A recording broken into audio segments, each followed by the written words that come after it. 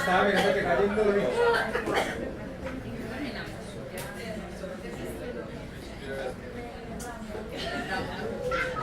TAP, esquizofrenia. Perfecto. Depresión, ansiedad y ¿Cómo así? Eso ya lo vi. Sí. No fue un artículo de pasa así como creencia. ¿Cómo? Lo de uso de sustancias. 703. A las 8. Hay que llevar algo preparado, seminario o algo. No, estudiar las clases que llevamos hasta ahora. Esquizofrenia.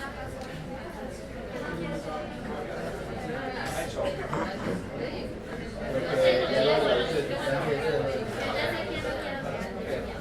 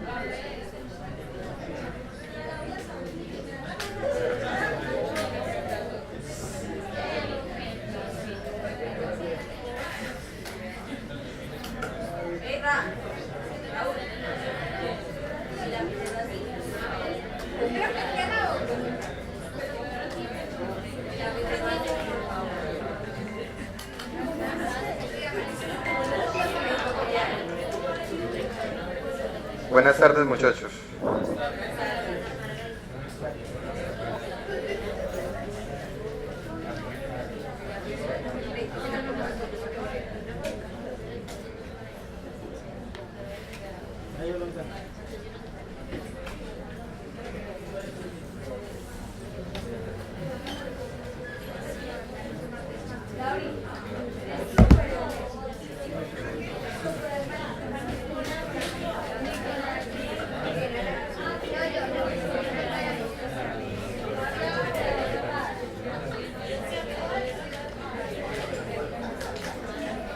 Bueno, muchachos.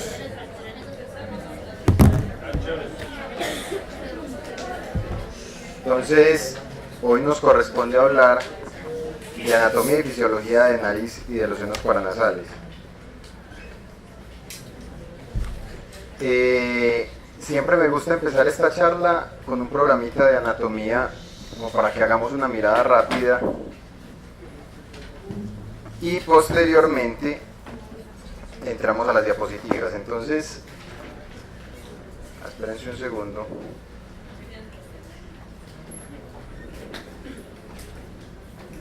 Bueno, entonces, espérense. Yo duplico mejor esto porque...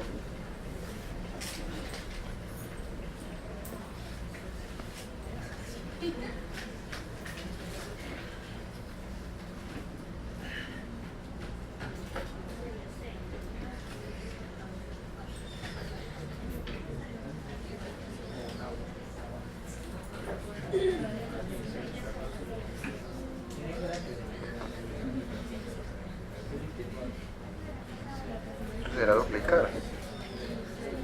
Como que cambió.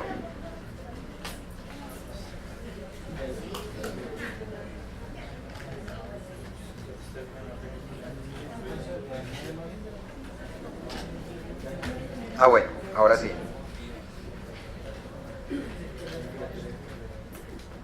Listo. Entonces,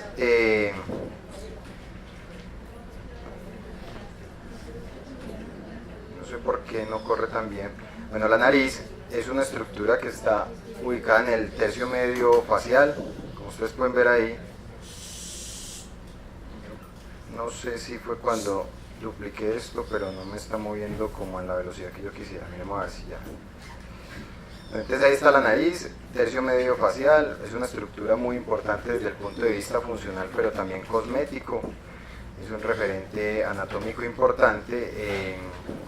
Yo siempre les he recalcado que esto que ustedes ven acá no es el tabique, eso es el dorso nasal. Muchos pacientes, incluso médicos, confunden desviaciones a este nivel, desviaciones externas, como desviaciones del tabique. En general, una desviación muy notoria en la parte externa pues también va a significar alguna desviación del tabique, pero he tenido pacientes que tienen el tabique internamente muy desviado y la parte externa muy recta.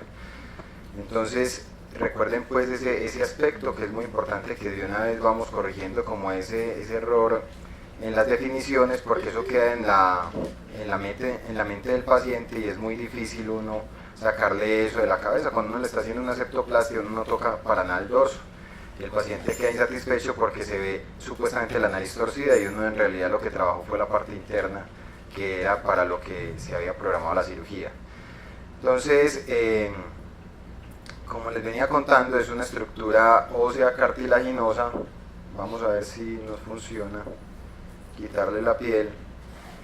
Entonces, si quitamos la piel que cubre la nariz, podemos ver estructuras importantes. Quitemos esto para que no nos haga como distorsión. Entonces ahí tenemos la nariz. Tenemos unos músculos que los encontramos en la parte más anterior, este que es el músculo transverso de la nariz. Este que ven acá es un músculo que se denomina elevador común del ala nasal y del labio superior. Tenemos este de acá abajo, que es el depresor de la nariz. Algunos pacientes se incomodan un poco con ese músculo cuando está muy activo, porque son los pacientes que se ríen y se les cae la punta. Pues eso más desde el punto de vista cosmético. Si uno quisiera quitar esos músculos, entonces ya entra como tal a la parte ósea y cartilaginosa. Aquí es importante que ustedes tengan en cuenta que estos cartílagos que se ven aquí arriba se llaman los cartílagos cuadrangulares, o los cartílagos septolaterales, y estos son los cartílagos laterales inferiores o cartílagos alares. Se les denomina alares porque tienen esa forma como de alas y son los que le dan como la estructura y el soporte a la punta nasal. Entonces esos son los cartílagos alares, y aquí tenemos los cartílagos septolaterales. Cuando uno retira esos cartílagos, entonces ya puede observar uno la parte interna de la nariz. Entonces ahí tenemos estas estructuras internas. Ahí tenemos la nariz como tal, la bóveda ósea, donde tenemos los diferentes cornetes. Aquí arriba tenemos los huesos nasales propios, y aquí abajo tenemos el tabique nasal. Esto sí es realmente el septum o tabique nasal, que en este caso este paciente lo tiene un poco torcido hacia el lado izquierdo. Ustedes ven ahí que hay como una convexidad para el lado izquierdo, que se refleja como una concavidad. Normalmente sucede eso: si para un lado está convexo, para el otro lado estará cóncavo. Y ahí vemos que el compromiso es cartilaginoso, pero si quitamos el cartílago, que se llama el cartílago cuadrangular, pues también vemos que la parte ósea está realmente afectada. Esto que ven aquí ustedes son los huesos nasales propios de la nariz, estos de arriba, y esto como tal hace parte de la estructura del tabique, que sería el vómer, el hueso vómer, y esto es la cresta maxilar, donde se apoya toda la estructura del tabique o del septum nasal. Este programa tiene una cosa muy interesante que me gusta que aprovechemos y miremos. No está, a ver, yo una cosa, es que no quiero moverlo porque lo pongo peor, pero no está corriendo tan ágil como yo quisiera. Pero yo puedo poner aquí estructuras tomográficas, y esto nos va a ayudar. Venga, quitemos esto y veamos solamente la tomografía. Miremos a ver cómo nos va. Este es un corte. ¿Qué corte es? Corte tomográfico coronal, sagital, ninguno de los anteriores, axial. Entonces miren, no se embolaten, mire de dónde viene ese corte. Pongamos aquí el hueso. Miren cómo es el corte. Entonces, no es coronal porque coronal es en este sentido. O sea, coronal es cortar así. Cortes coronales son así. Cortes sagitales es cortarlo en esta mitad. O sea, de acá para atrás. Y estos son cortes axiales, que son en este sentido horizontal. Entonces ahí tenemos una tomografía en cortes axiales, una tomografía de la nariz y de los senos paranasales. Entonces, ¿qué podemos ver ahí? Si nos vamos desplazando, yo trato de moverlo un poco. Si uno se va desplazando, entonces podemos ver desde arriba, ahí tenemos los senos frontales, que son estos. Uno va descendiendo y empieza a aparecer unas celdillas esmoidales que parecen un panal de abejas, como ustedes pueden ver ahí. Y en la parte más posterior ya empiezan a configurarse los esfenoides, que son estos. Si uno sigue descendiendo, miren la relación tan estrecha que tiene los esmoides con las órbitas. Por eso cuando estemos hablando de sinusitis vamos a hablar de complicaciones orbitarias secundarias a la sinusitis, y es básicamente por esa cercanía que tiene la órbita con los senos paranasales. Más abajo entonces empiezan a aparecer los cornetes, ustedes ven aquí tabique y cornetes, y empiezan a aparecer los senos maxilares. Ustedes ven el tabique de este paciente viene relativamente derecho acá, pero se empieza a torcer en la parte posterior, tanto que forma un espolón septal, que es eso que ustedes están viendo ahí, un espoloncito septal que comprime un poco el cornete de este lado. Y ahí tenemos el paladar como tal. Entonces, miren, esta es la convexidad que se veía en el modelo 3D. Miren cómo está cóncavo y convexo para un lado. Incluso es como si se hubiera desarticulado el cartílago, que esta parte anterior es cartilaginosa, este es el hueso, y como que se hubiera montado o solapado una estructura sobre la otra. Miren ahí, ¿sí ven? Ahí está el hueso como despegado del cartílago, en algún momento se solapan. Entonces es una desviación importante del tabique. Si nos vamos a ver entonces el corte, quitemos este sería el coronal. A ver, yo volteo esto, este sí sería realmente el coronal. Entonces podemos avanzar de adelante hacia atrás, eso sería la punta de la nariz como tal, vamos avanzando. Ahí tendríamos en el centro del tabique, esto básicamente sería la estructura que forma la válvula nasal interna, este angulito acá, que es el principal restrictor del paso del aire, y ahí empiezan a aparecer los huesos nasales propios, que son estos. Ahí se ve efectivamente la desviación de la parte cartilaginosa, y que en la parte trasera se correlaciona con un espolón septal. Miren ahí la parte ósea como está desviada. Una cosa que uno ve con frecuencia en los pacientes con desviación septal es que se da una hipertrofia compensadora.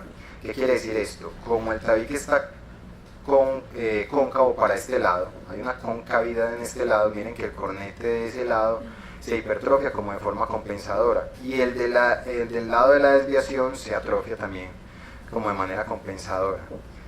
Entonces eso puede pasar con relativa frecuencia, que ustedes puedan ver un cornete aumentado de tamaño en el contexto de una desviación septal y de una forma compensadora. Y finalmente la visión sagital, que sería esta. Vamos a voltearlo bien. Aquí tendríamos entonces sagitalmente, tenemos ahí, se puede ver algo de la mastoides en estas tomografías. Uno avanza, ahí está la órbita, aparecen los senos maxilares. Estas imágenes tomográficas sagitales son muy buenas porque uno en ocasiones puede encontrarse con pacientes que tienen sinusitis de origen dental, y uno en estas sagitales puede ver cómo las raíces de los molares penetran hacia el seno maxilar, y puede ser el origen probable de la sinusitis que tenga el paciente. Entonces es importante también que tengan estas sagitales, además que nos permite ver muy bien todo lo que es el laberinto esmoidal, los cornetes, el inferior y el medio, y nos permite observar con detenimiento la parte de la nasofaringe cuando uno tenga alguna sospecha a ese nivel. Aquí están los frontales, aquí está el tabique, que si ustedes logran ver ahí en este punto en específico, uno ve ahí como la configuración del tabique. Este sería el cartílago cuadrangular, que es más anterior, lo que antes quitamos del modelo 3D en amarillo. Y esto que ustedes ven acá es una de las porciones que forma el tabique, que se llama como. es una porción ósea que viene del etmoides de forma perpendicular y se llama la lámina perpendicular del etmoides. Y ahí vamos al otro lado y está el maxilar del otro lado. Listo. Entonces ahí le sacamos como el jugo a ese. Ah, bueno, dentro de la parte, quitemos la tomografía, tal vez pongamos otra cosa aquí, pongamos huesos, aunque lo vamos a ver más en detalle en las diapositivas, pero como para que miremos la irrigación externa de la nariz. Bajémosle un poquito esto. Esta les muestro como más en detalle en la diapositiva. Bueno, ahora sí, entremos a la presentación.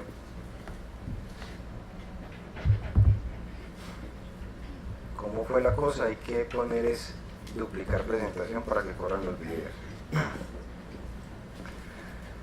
Bueno, entonces, anatomía y fisiología de la nariz. Ya después de esa introducción vamos a hablar algunas cosas importantes. Entonces, lo primero es que la nariz es una estructura osteocartilaginosa, como ya ustedes pudieron ver. Tiene una parte ósea en el tercio superior y tiene los dos tercios inferiores son cartilaginosos. Cuando uno habla de la bóveda nasal como tal o de la estructura nasal externa, está situado justo en el plano medio facial, no solamente en la parte media en el eje lateral, sino también en el eje superinferior. Tiene una base, que es esta parte donde están las narinas, y tiene un dorso, que es lo que yo les explicaba, que no debe confundirse nunca como el tabique.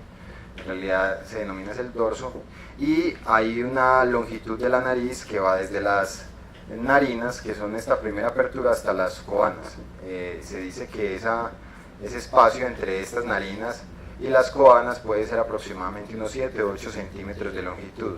Porque es importante entonces entender cuál es la distancia que hay desde las narinas hasta las coanas, pues porque ustedes van a hacer algunos procedimientos en nariz, específicamente taponamientos nasales, y deberán saber cuál es la profundidad de la nariz y cuál es, digamos, la cantidad de mecha que pueden introducir en una fosa nasal para lograr un taponamiento nasal realmente efectivo.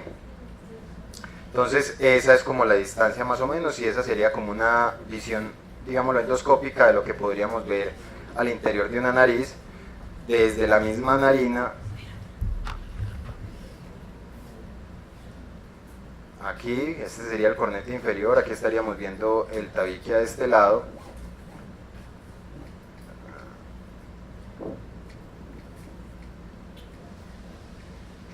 Esta es la cabeza del cornete inferior, aquí estamos, miren, para que se ubiquen en la imagen. Cabeza del cornete inferior, sigue uno avanzando y llega a la parte posterior de la nasofaringe, y esto que ven aquí es la apertura de la trompa de Eustaquio.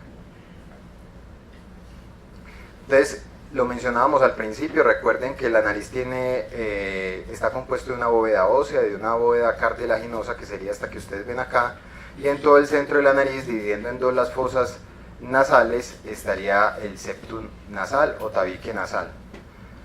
Entonces, para la bóveda ósea está formado por los huesos del cráneo. Es importante reconocer esta estructura que tiene forma de pera, que se llama la apertura piriforme. Esta se forma por los huesos maxilares, como ustedes ven ahí, y parte de estos procesos frontales del maxilar, y en la parte superior esa apertura piriforme, digamos que la cierran los huesos nasales propios, que a su vez se articulan con el hueso frontal como tal.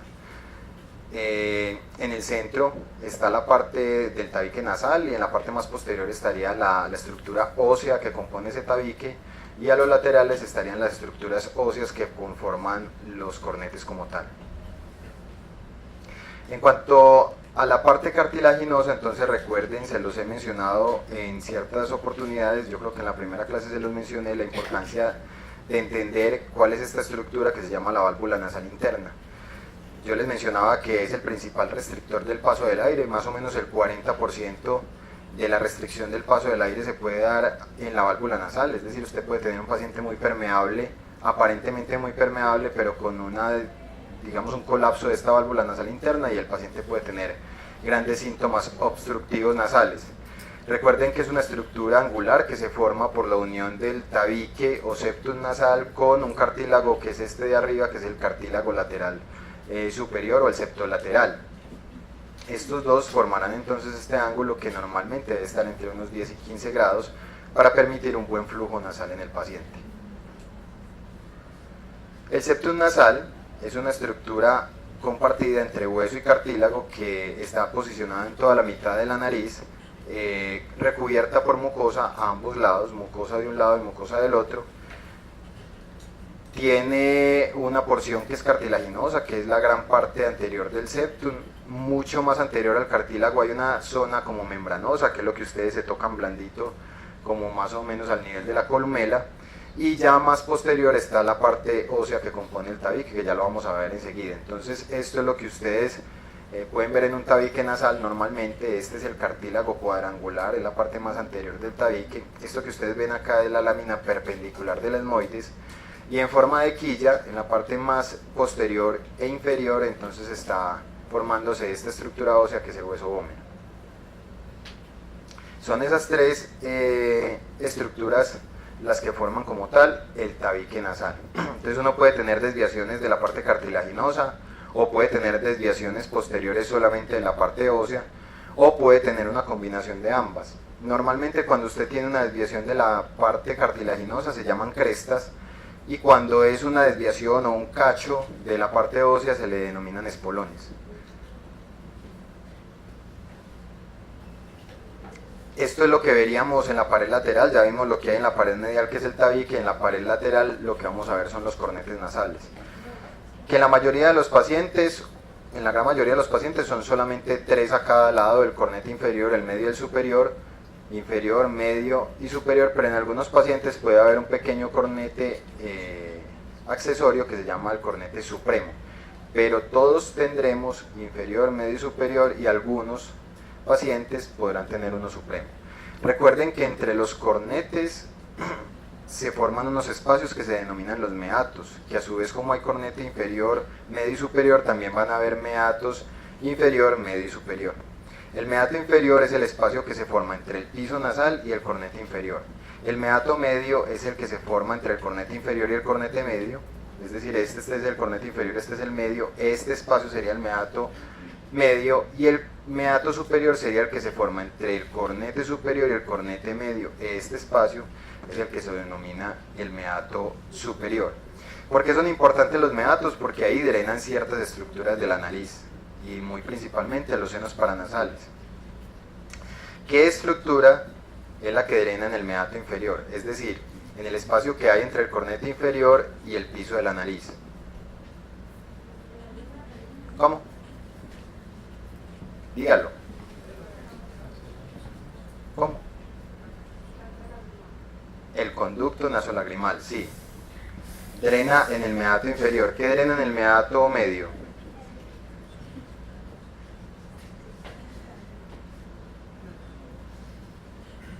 Exactamente. Y en el meato superior también. Muy bien. Entonces, las áreas de Kotle. Resulta que, como todo en medicina, se han inventado clasificaciones para que todos hablemos el mismo idioma.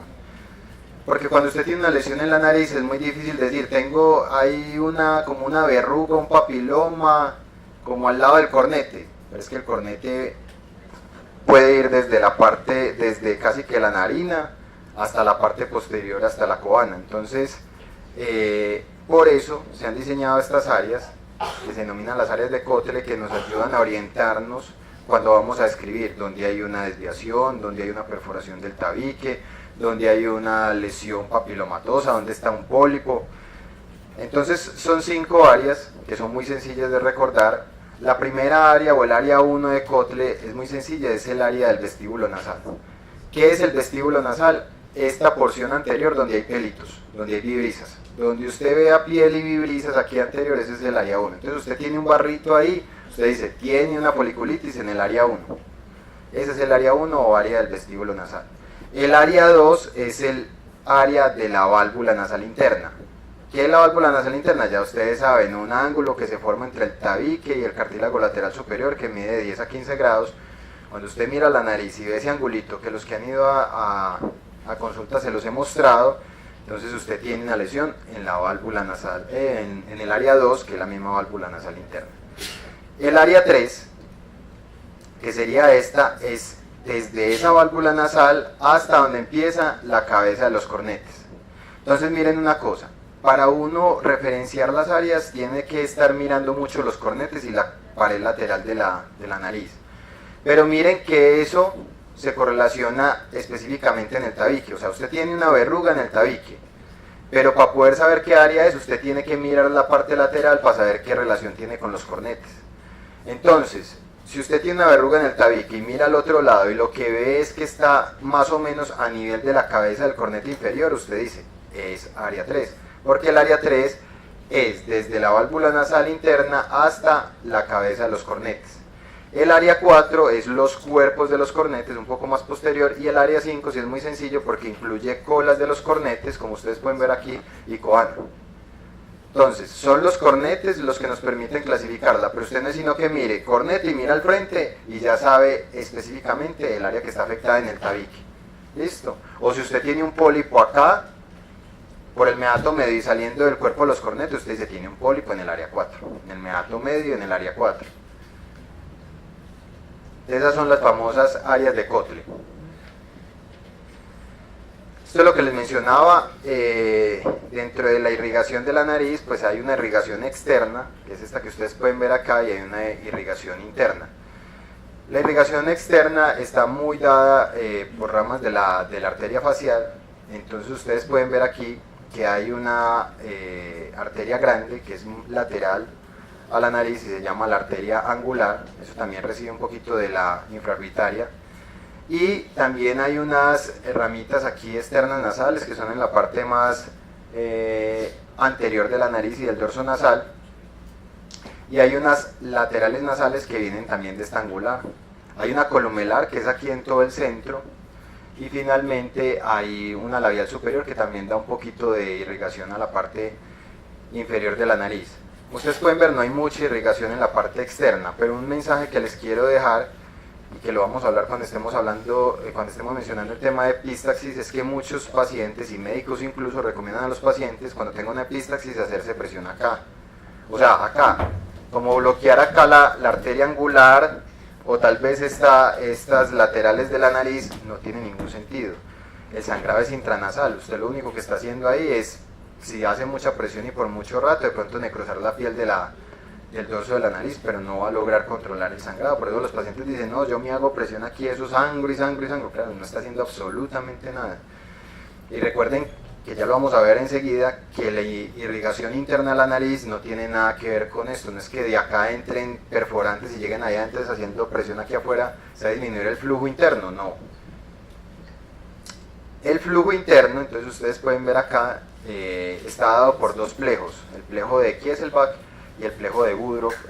El plejo de Kieselbach es un plejo anterior que está más o menos en el área 2, y el plejo de Woodruff está en la zona más posterior de la nariz. Entonces miren que el plejo de Kieselbach está formado por la desmoidal anterior, por la labial superior, por la espenopalatina, por la palatina mayor. Si ustedes ven, todas estas ramas, excepto una, son ramas a su vez de la carótida externa. La única que es rama de la carótida interna es la etmoidal anterior, que es rama a su vez de la oftálmica, y la oftálmica a su vez es rama de la carótida interna. De resto, la facial, la maxilar interna y nuevamente la maxilar interna son ramas de la carótida externa. Entonces, toda la parte anterior de la nariz está irrigada, muy buena parte de ella, por las ramas de la carótida externa.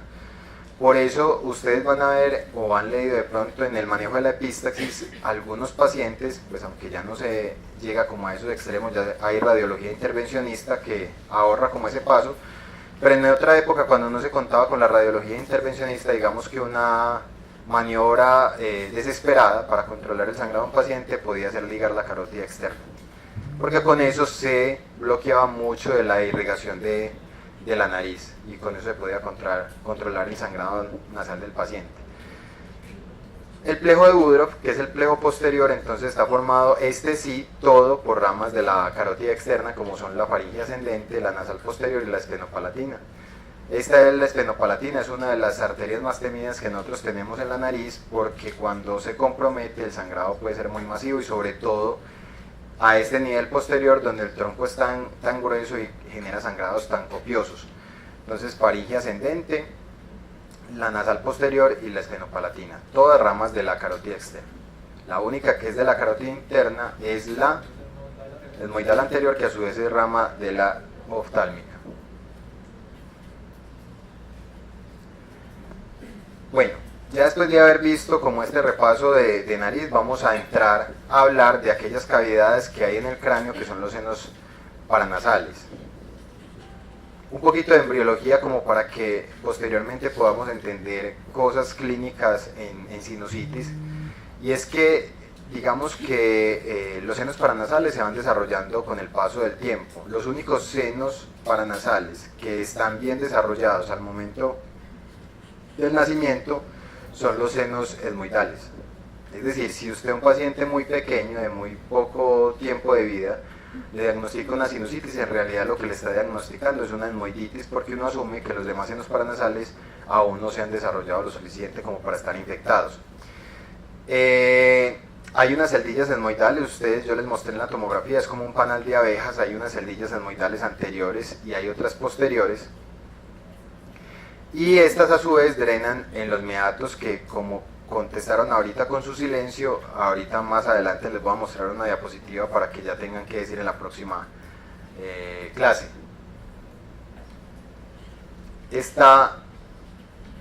El siguiente seno que quiero que mencionemos es el seno esfenoidal. Este tiene un crecimiento, digámoslo, bifásico. Es un seno que al nacimiento no está desarrollado, tiene simplemente una pequeña estructura, un pequeño saco que se ha denominado el osículo de Bertini, y a partir de ese osículo de Bertini empieza un proceso paulatino de crecimiento y de desarrollo hasta los 3 años. Más o menos a los 3 años de edad hace un desarrollo por ahí hasta este punto, ahí hace un crecimiento muy lento hasta los 18 años de edad, donde ya logra todo el tamaño propio del seno del adulto. Hay una cosa con los senos paranasales, ustedes pueden ver, cuando vean tomografías o cuando vean radiografías de senos paranasales, ustedes pueden ver tamaños distintos de los senos paranasales, y todo pueden ser variantes anatómicas, es decir, usted podría tener, y siendo una variante anatómica sin representar ninguna patología para el paciente, usted podría tener una hipoplasia de alguno de los senos paranasales. La que más uno ve es hipoplasias del seno frontal. Usted ve una tomografía, un seno frontal que no se desarrolló, el otro está bien neumatizado. ¿Qué implicaciones tiene para el paciente? Absolutamente ninguna. Sí. Entonces, ese tipo de cosas se pueden presentar. También se pueden presentar... eso es para firmar. Eso. Tratemos de firmar porque quiero llamar a lista ahorita, porque una de la forma como me voy aprendiendo como los nombres es llamando a lista, y ya llevamos varias firmadas y sin saber quiénes son. Bueno, y también para aquellos que firman por el otro compañero que nunca vino a clase, entonces ayuda también. Bueno, entonces es una neumatización bifásica. Bueno, recuerden lo que les estaba contando, que puede haber variantes anatómicas donde hay una hipoplasia de algunos de los senos paranasales, pero también puede presentarse el caso contrario, donde ustedes vean senos muy neumatizados, y eso no representa patología para el paciente, siempre y cuando no tengan infección en su interior. Usted puede tener un paciente con unos frontales, y yo he visto las tomografías del frontal del paciente que le llega casi que hasta el occipucio, es como toda la tabla ósea del cráneo neumatizada por ese frontal tan gigante, o unos esfenoides gigantescos también. El seno frontal tiene un crecimiento lento y paulatino. Aquí está el tamaño que tiene al nacimiento y cómo al año, a los 6 años, a los 12 años y la edad adulta pues alcanza su total desarrollo y su tamaño final. Y el maxilar también es bifásico. Más o menos a las 16 semanas de gestación hay un pequeño infundíbulo esmoidal, que es esta estructura pequeñita, pero no es como tal el seno todavía, y se da un crecimiento lento los primeros 3 años y ya un crecimiento lento hasta la edad adulta. Que hay que tener en cuenta en el desarrollo del seno maxilar para que ustedes lo tengan como correlación clínica, y por eso es importante la embriología. Miren que ustedes pueden ver algunos pacientes cuyo seno maxilar puede crecer tanto o puede neumatizarse tanto que incluso puede englobar las raíces de los molares. Entonces hay una patología que no es infrecuente para nosotros los otorrinos, y es sinusitis de origen dental. ¿Por qué yo soy tan enfático en eso? Porque un paciente con una sinusitis de origen dental, usted puede entrar por nariz y permeabilizar esto y limpiar, permeabilizar cuantas veces quiera, pero si el foco de la infección y la inflamación es una comunicación directa que hay entre la boca y el seno paranasal, usted no va a lograr curar al paciente. Entonces, por eso, cuando uno ve específicamente pacientes que tienen una sinusitis maxilar única, normalmente el paciente con sinusitis cuya fisiopatología es nasal tiene compromiso de más de un seno paranasal, normalmente tiene los maxilares, los esmoides, frontal, algunos esfenoides. Pero un paciente que usted solamente le vea un maxilar ocupado y que el resto de los senos paranasales estén libres, hay dos opciones muy probables. Una, que tenga un hongo, que sea una bola fúngica ahí en el seno maxilar, pero un detalle radiológico que a ustedes les podría ayudar es ver calcificaciones en el interior. Y lo otro es que usted ya vea con detenimiento el coronal y el sagital y vea si es que alguna raíz dental penetró al seno paranasal, y normalmente uno ve que esa raíz dental, que hay algún quiste ahí dilatando la raíz dental, o que hay un molar de mala calidad, de mal aspecto, entonces uno puede decir, listo, ese es el problema. ¿Cómo se le cura la sinusitis a ese paciente? Pues ya lo harán los maxilofaciales, probablemente haciendo una exodoncia, haciendo un cierre de esa fístula oroantral que queda inevitablemente al retirar el diente, y ya con eso el paciente mejora. Pero nosotros podemos tener eso sin tener la sinusitis, o sea... Exacto. Van a haber muchos pacientes que tienen las raíces dentales, pero si usted no tiene ningún problema a nivel dental ni nada, es probable que el seno paranasal tampoco tenga ninguna afectación. Sobre todo son pacientes que tienen problemas a nivel dental y de las raíces dentales, y que al estar allá penetrada, pues simplemente hace una infección directa ahí en el seno paranasal. Ahora sí, la pregunta que solamente una persona contestó, y para uno de los meatos, que era la del meato inferior, conducto nasolagrimal. En el meato medio, entonces, drena todo lo que es anterior en cuanto a los senos paranasales, o sea, el seno frontal, los maxilares y las celdillas esmoidales anteriores. Y en el meato superior drena lo que es posterior, es decir, las celdillas esmoidales posteriores y el seno esfenoidal. Es muy sencillo: meato inferior, conducto nasolagrimal; meato medio, todo lo anterior, frontales, maxilares y esmoidales anteriores; y meato superior, todo lo que es posterior, esfenoides y celdillas esmoidales posteriores. Así es como se presenta. Miren, aquí estas son las celdillas esmoidales, este es el seno esfenoidal, y aquí tenemos el cornete inferior, el cornete medio, y aquí estaría el superior. Entonces esto que hay entre el medio y el inferior se llama el meato medio, y al meato medio drenan. Este es el frontal, viene por acá, viene acá. Estas son celdillas esmoidales anteriores, vienen y drenan acá. Y estos son los maxilares, drenan también a ese meato medio. Entonces, meato medio, frontales, esmoidales anteriores y maxilares. Al meato superior, entonces va a drenar lo que son las celdillas esmoidales posteriores y el esfenoides.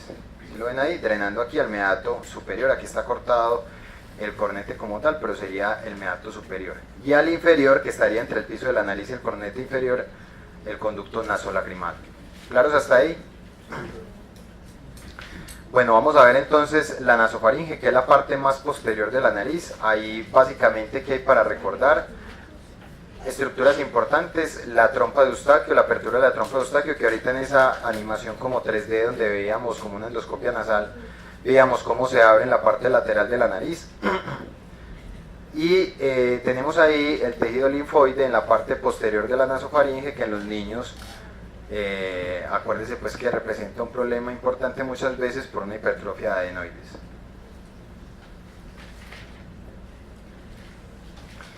Vamos a hablar entonces, ahora sí, después de haber visto como este recuerdo anatómico, vamos a hablar de fisiología de la nariz y fisiología como tal de los senos paranasales.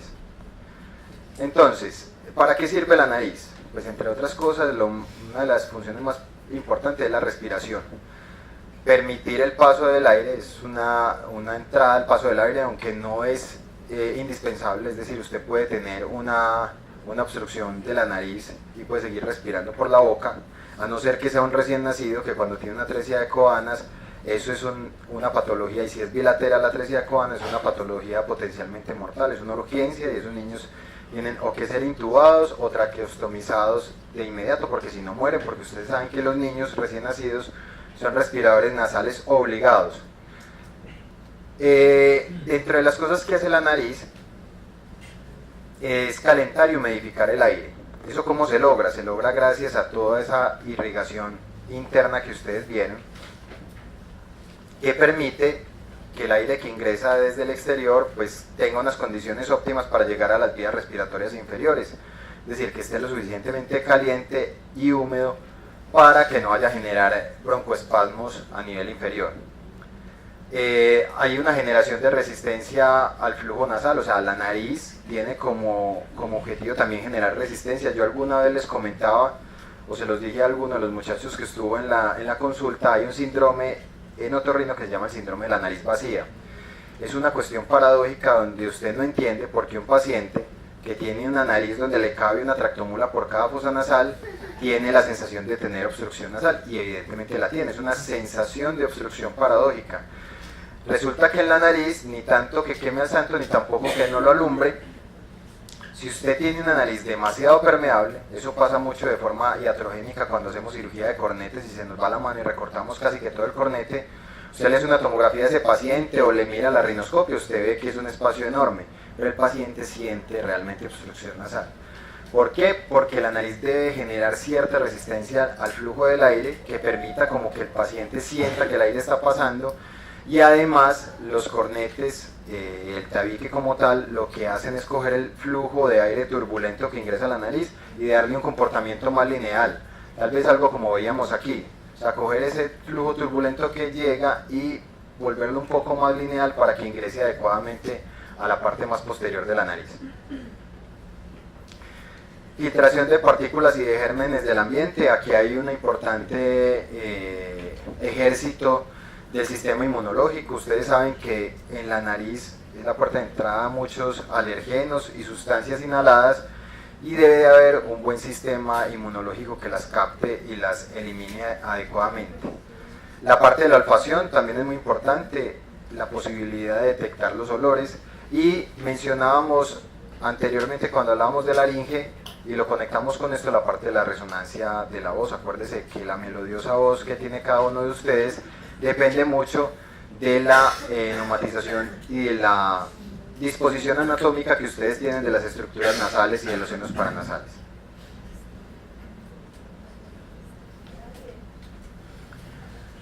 La mucosa en general de la nariz, pero específicamente de los cornetes, es un tejido eréctil, es altamente vascularizado, ya lo vimos bien, y esa vascularización, como les decía, lo que permite es un calentamiento y una humidificación del aire.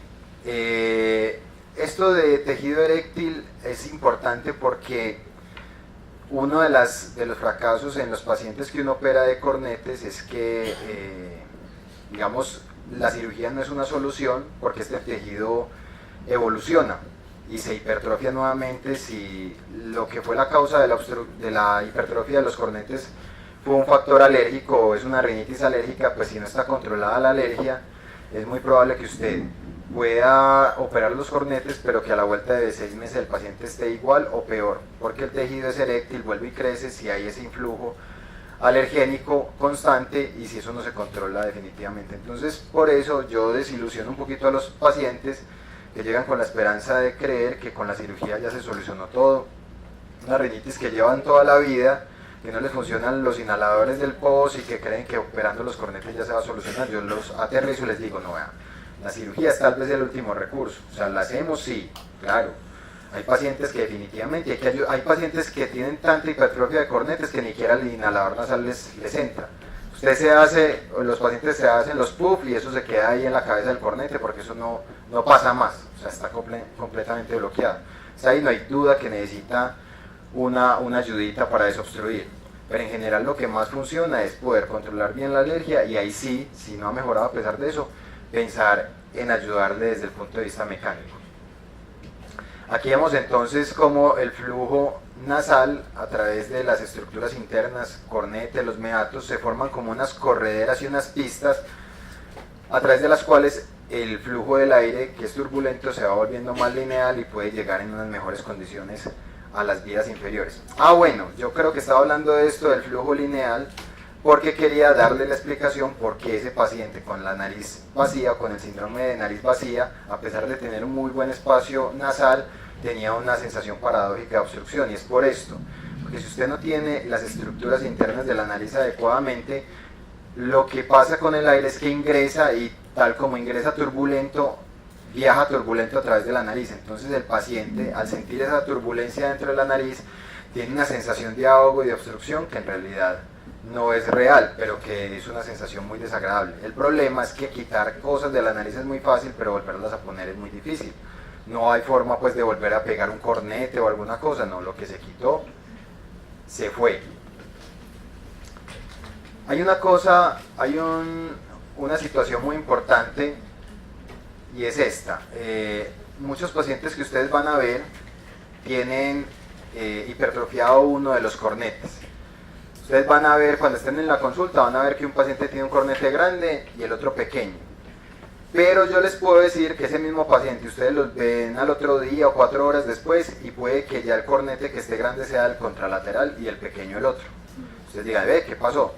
Eso es un fenómeno que es fisiológico y se denomina ciclo nasal. El ciclo nasal es una situación que pasa en el 80% de las personas, donde un cornete está hipertrofiado y el otro está atrofiado, y unas 2 a 4 horas después sucede lo contrario. El que estaba atrofiado se hipertrofia y el que estaba hipertrófico se atrofia.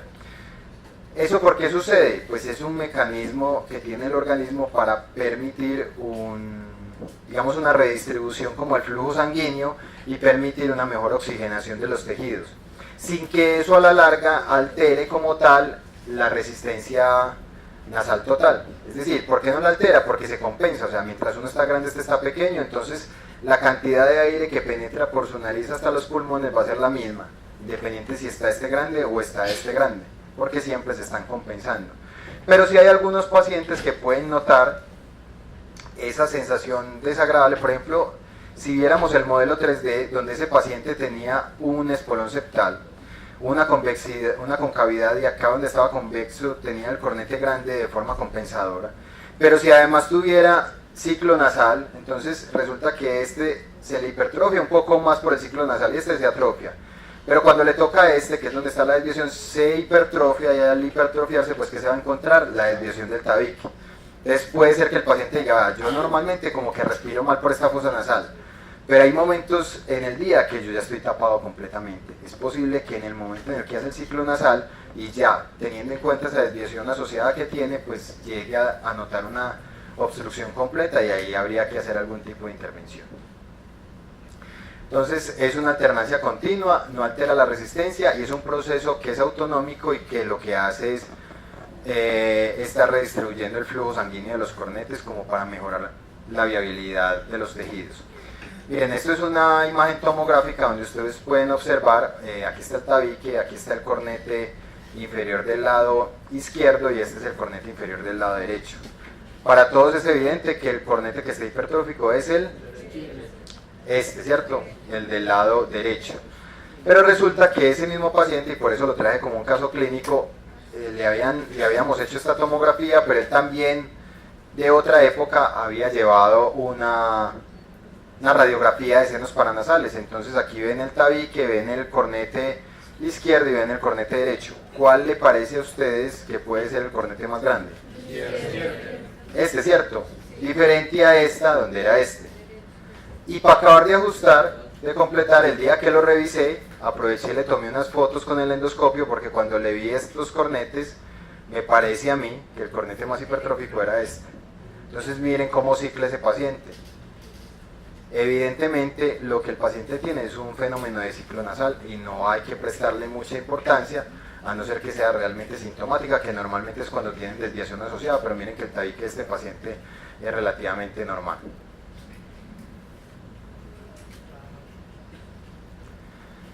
Bueno, entonces los senos paranasales, que son esas cavidades que acabamos o que hemos estado mencionando, los frontales, pues hay diferentes senos paranasales, hay dos frontales, hay senos etmoidales, y los etmoidales se dividen en celillas etmoidales anteriores y posteriores, hay dos esfenoidales y hay dos senos maxilares. Tienen una función inmunológica de defensa, ya hablamos que la nariz es la puerta de entrada a muchos microorganismos y sustancias del ambiente, entonces aquí hay un buen sistema inmunológico.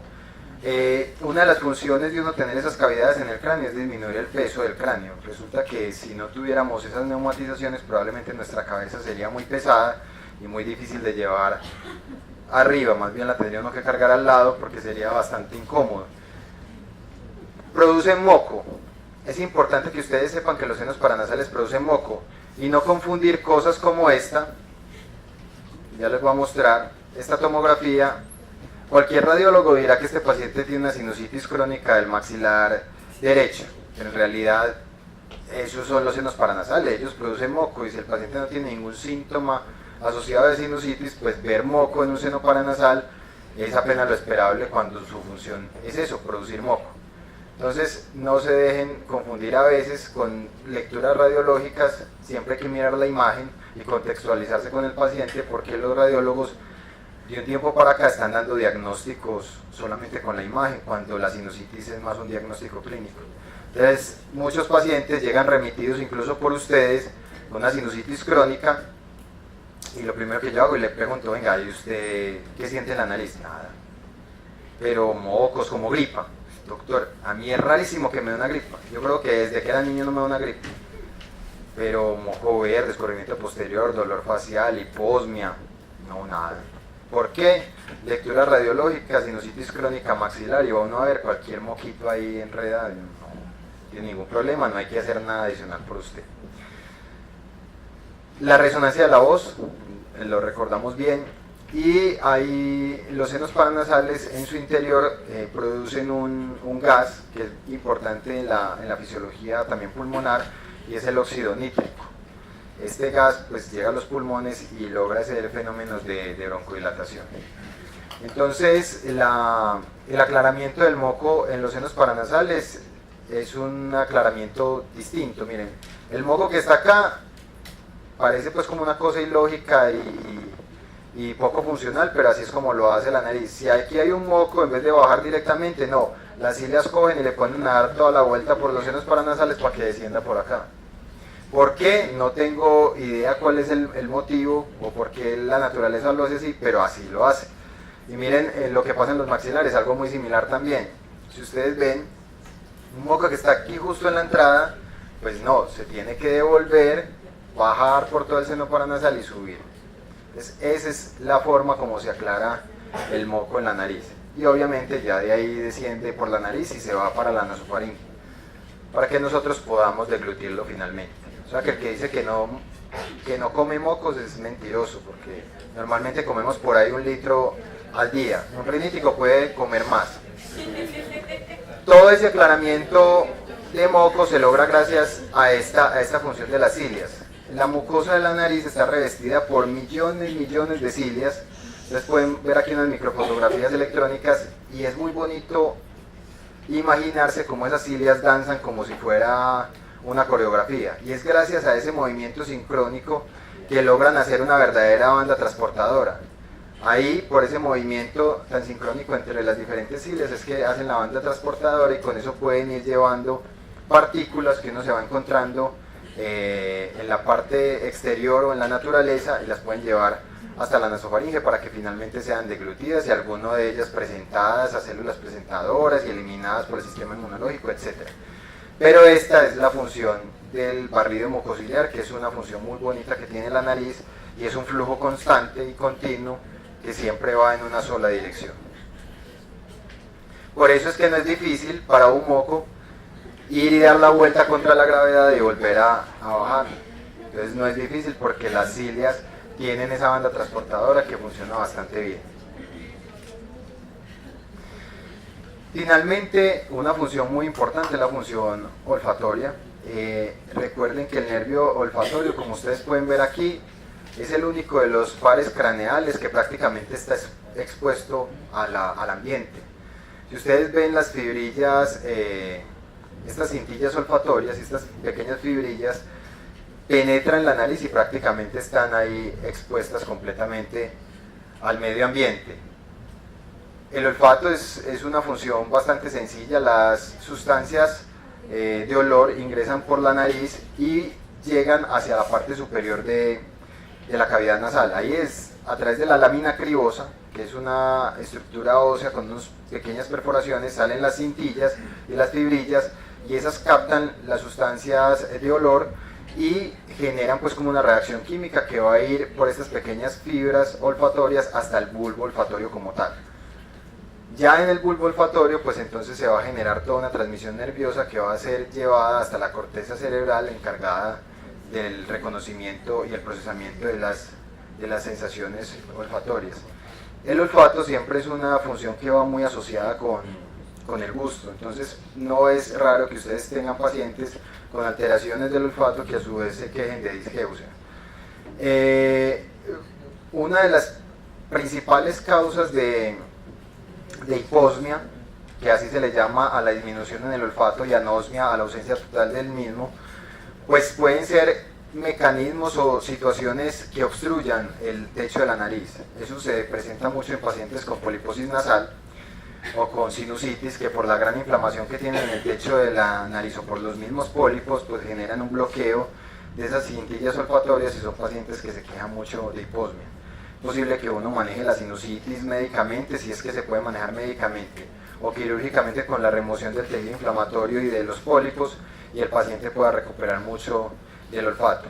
Hay algunos otros pacientes que se salen de esa situación que es tan frecuente y que terminan siendo como unas neuropatías que pueden darse en el nervio olfatorio, algunas veces secundarios a una simple gripa. Muchos pacientes son enfáticos en decir, vea, yo venía con el olfato bien, me dio una gripa por ahí hace como 5 años y después de la gripa, adiós olor, adiós que no volví a sentir olores.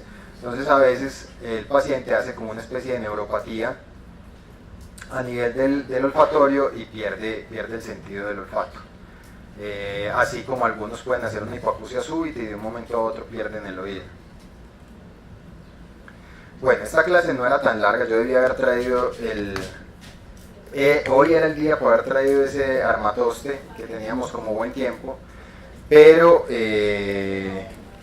igual pues tenía como también reservada esa parte del programita tridimensional que nos ayuda mucho a entender la parte de anatomía de la nariz. ¿Ya firmaron todos? ¿Dónde está la hoja? ¿Por allá? Uy, no, pero terminamos muy rápido. Venga, hagamos un quiz. Sí, pero es que miren, son las 2:05.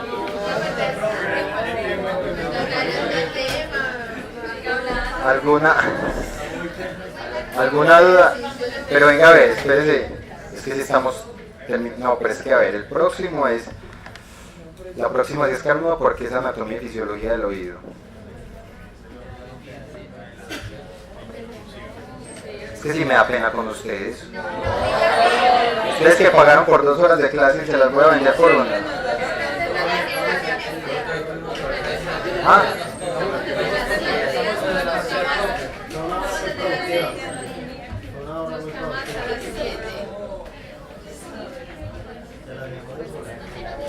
Venga, vamos a ver cositas pues mientras llega la hoja. Miremos a ver qué tengo por acá para mostrar.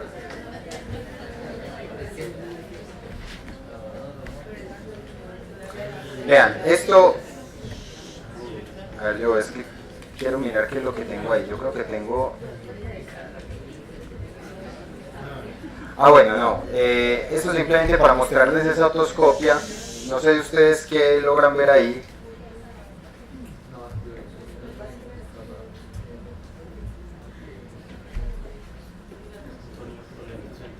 ¿Cómo? Que tiene contenido purulento Pues purulento no, es un contenido más bien citrino, pero tiene fusión pues tiene una vascularización aumentada en el mango del martillo, pero eso no es tan relevante. Este es el oído contralateral, mire que él también tiene algo de vascularización, pero miren que sí es evidente que tiene una efusión,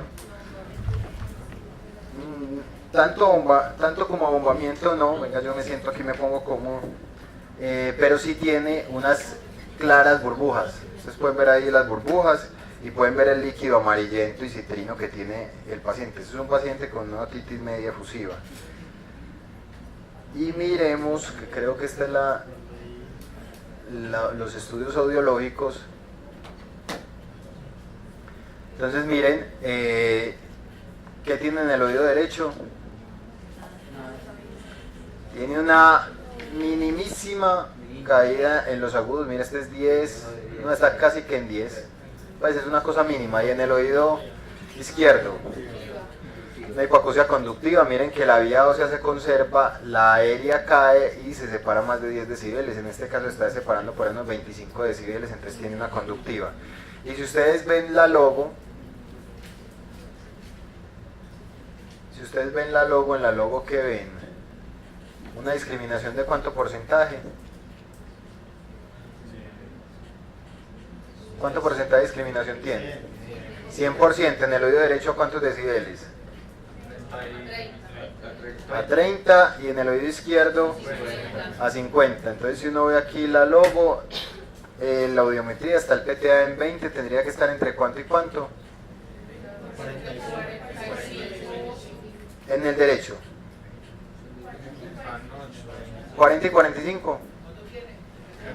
Tiene un PTA de 8. 28 y 33. 28 y 33 y está en 30, o sea que si este que está en 37 tendría que estar entre 57 y 62 y está en 50. Bueno, lo perdonamos. Miren las curvas. ¿Qué curva tiene, qué impedanciometría tiene en el oído derecho? Una curva tipo C, porque tiene menos 121 de presión. ¿Y qué curva tiene en el oído izquierdo? Una curva tipo B. Y lo que tenemos es que es por una efusión, que fue la que vimos ahorita. Aquí están los volúmenes físicos del canal, 1.1 y 1.8, están muy similares, o sea, no hay una marcada diferencia. Cuando hay una diferencia y hay un aumento del volumen del canal, normalmente este está como en 1, alrededor de 1, y este puede estar en 4 o 5.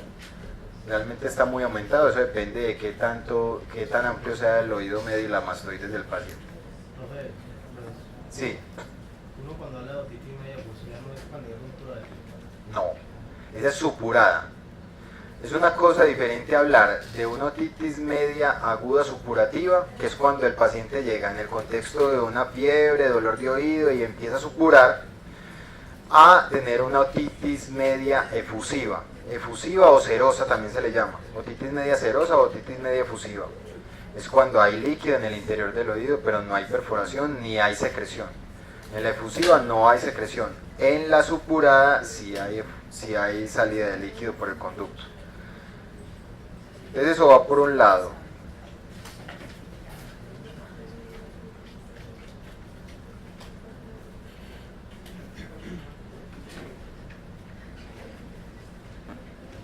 ¿Qué tiene en el oído derecho? Una mixta. A ver, Manuela.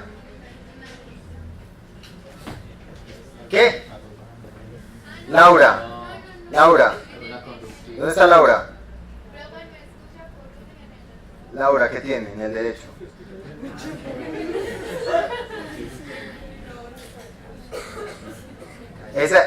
No, las molesta es porque este ejemplo yo lo tengo en el consultorio y se los muestro. Entonces ya les había dicho, vea, no es una mixta.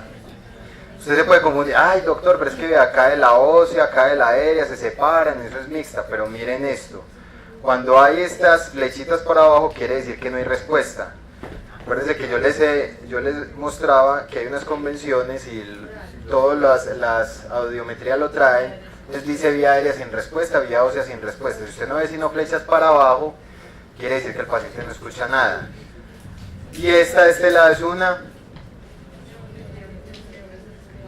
neurosensorial, caen las dos vías, pero no se separan más, no dejan un gap, es decir, no se separan más de 10 decibeles. Y aquí miren lo que pasa, hay cero de discriminación en el oído derecho, y en el oído izquierdo alcanza 100%, 80 decibeles. Y tiene una PTA de 63, o sea que tendría que estar entre 83 y 88, y le dio en 80, bueno, 3 decibeles no es para uno ponerse a pelear. Así. Bueno, y no le hicieron impedanciometría, miren que no tiene ahí los valores. Miremos a ver. No, pero es que no, cierran los ojos. Ah, sí, de que ay, tan avispada, ¿no? Bueno, entonces sí, conductiva, bilateral. Tiene un PTA de, acerquemos un poquito, un PTA de 35 y un PTA de 20. Y tiene una logo con 100% en el oído derecho a 55. O sea que está apenas ahí porque sería entre 55 y 60. Y de 40 en el oído izquierdo y el PTA es de 20.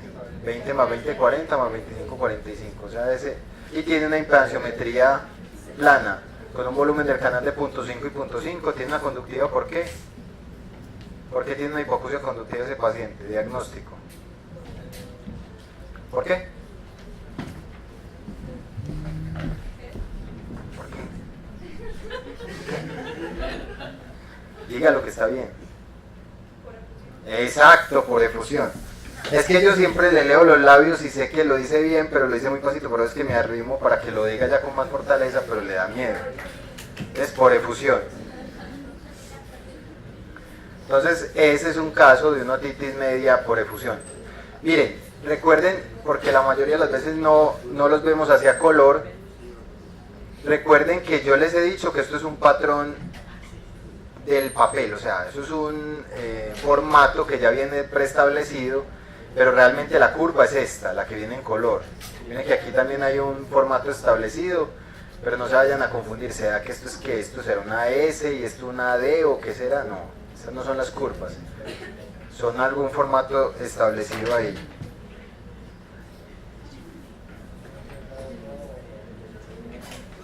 Digan pues, ¿qué es eso? Una conductiva derecha con perforación. ¡Ah! ¡Tan tesos!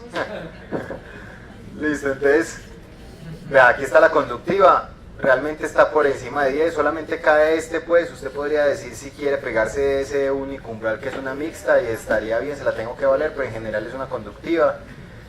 Esta es una mínima neurosensorial.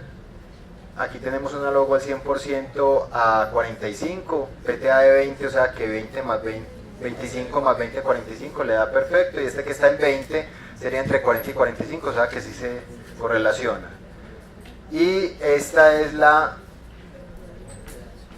impedanciometría, es esta.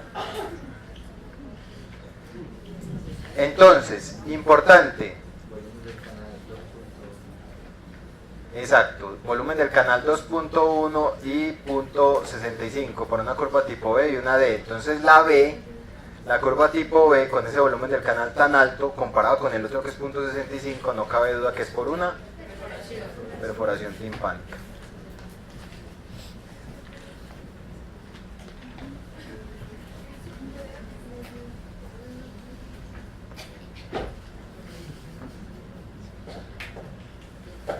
Ah, pero es que aparece aquí también. Ah, esto es una logo nomás. ¿Ah? Sí, hombre. No, estos son logos aparte.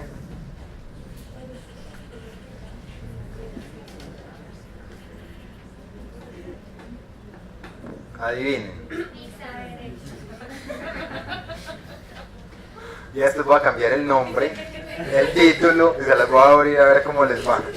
Entonces, Esta es una mixta derecha, miren, cayó por debajo de 10 la ósea, la aérea, se separan más de 10 decibeles, que es un gap, y una neurosensorial del otro lado. PTA 100% discriminación en el oído izquierdo a 35 decibeles. Este no se correlaciona tanto, porque tendría que, tendría que estar entre 40 y 45, bueno, se pela por 5, y este tendría que estar en 57.5, o sea, 77.5 y 83, 82.5. Y está en 80, está bien. Bueno, a ver, muchachos. Emanuel Giraldo, Raúl Márquez, José Miguel Castro, Rafael Porras. Sí, sí, yo sí. Vos tenés turno de mañana, ¿cierto? Lo que estaba revisando, yo es Porras o será. Listo. Mariana, Juliana, Sebastián López, Andrés Felipe Cifuentes, Daniela, Juan Pablo, ¿María qué? Juliana. María Juliana. Juliana. María Juliana. Pues, pero ¿cómo es eso? Letra de médica, no, mentira, no está fea, sino que ese Julián está raro. María Camila Rendón, Daisy Lorena, Manuela, Diego, Juan Pablo, Jennifer, Luisa, Laura, Cristina, Daniela,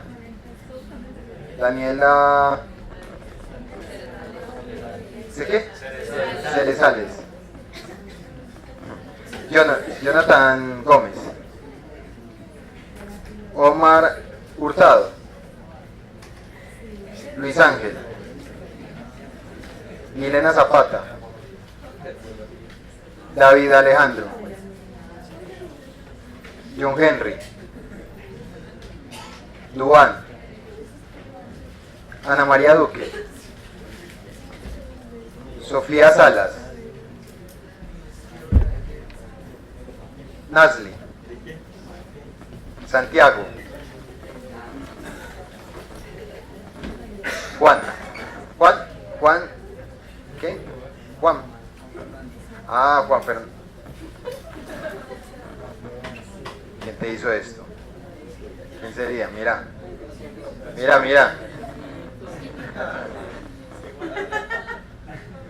Esteban.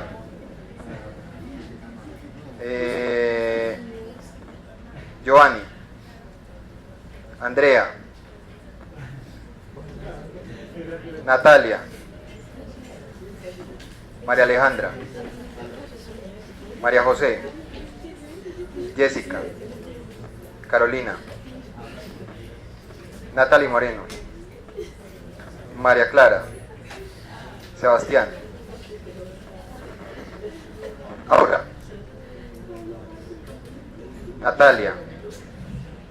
María Camila. Natalia Arroyave. Miguel Villazón. Daniela Salazar. Carla. Lady Joana. María Fernanda. Juliana y María Clara. Listo. Bueno, muchachos, podéis ir en paz entonces.